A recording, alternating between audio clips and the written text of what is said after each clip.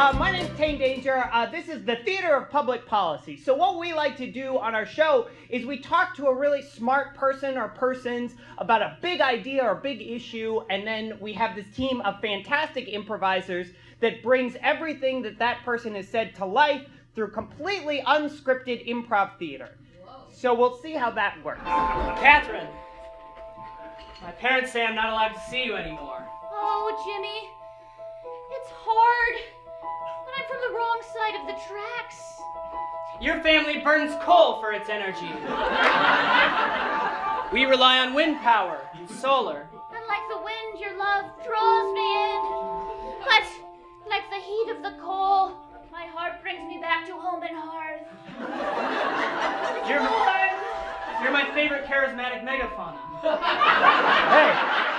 Hey! I'm Frack. Come on. Go to him. You have more in common than we do. Come on, he's a goody two-shoes. I use water. A lot of it. I'm drawn to him, Jimmy, I am, but there's a solar out there for you. I think I see sunshine over there. Sunshine over there. Sunshine, you be with wind. Wait a minute. They look happy. We are happy. And I'm just full of gas underground.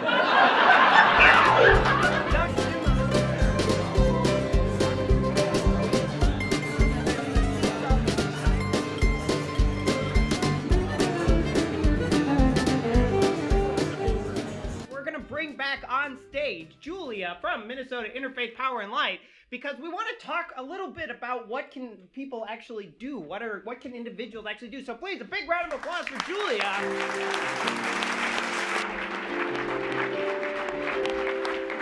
Well, I just want to say it's incredible to see everyone out here tonight, and I think this is a testament to the fact that something is going on in the Minnesota interfaith community.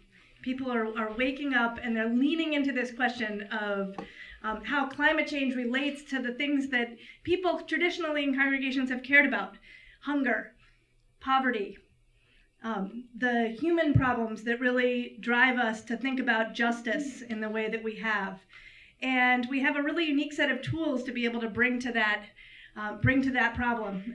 And so having people start to think about climate change as one of the many things that challenges us in our future is essential. And it's so exciting to watch people come together and start making that happen. In 2011, I was in Washington, D.C., and we had about 50 people staying at my parents' house for a conference called Power Shift. And at that conference, there were 10,000 youth organizers who went to D.C. to start thinking about how to shift the power shift.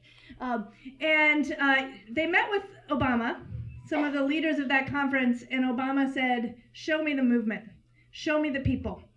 And I think that it's through congregations, in part, that we're going to be able to show Obama that this isn't just a bunch of environmentalists, right?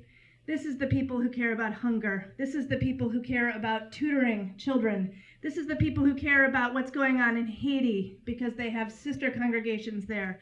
These are the people, the regular American people, and I'm sorry to say that, but these are the people that are going to be able to make that statement to Obama. And I think that's really what's exciting about watching this interfaith movement gain power and push him forward.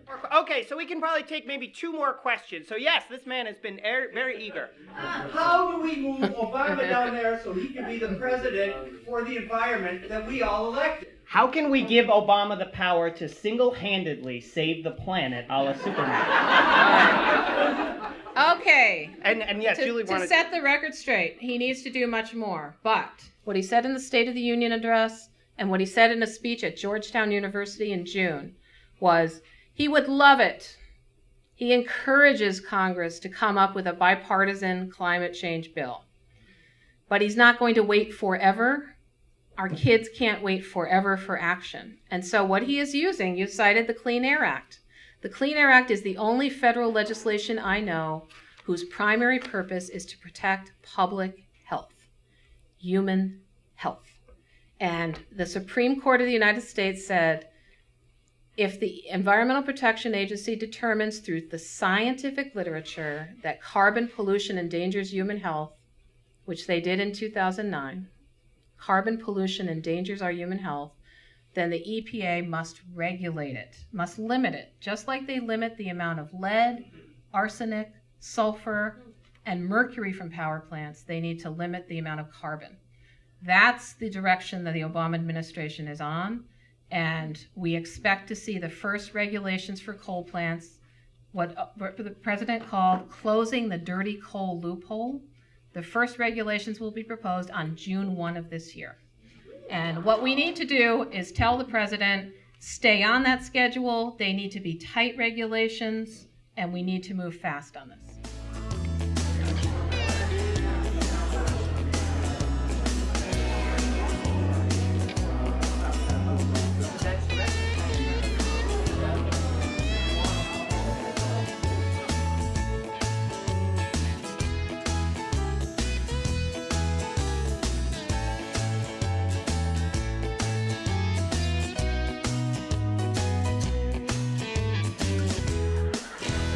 You want to say something? Yeah, show it to me. It's a piece of coal. Where did you get it? A silent auction. I heard about these. I heard back in 2014 people used this. But you know what I'm going to do? I'm going to crush this thing in my... Yes, I'm going to make a diamond. Wait, that's where diamonds come from? Can you believe that? They don't? The books aren't any good anymore.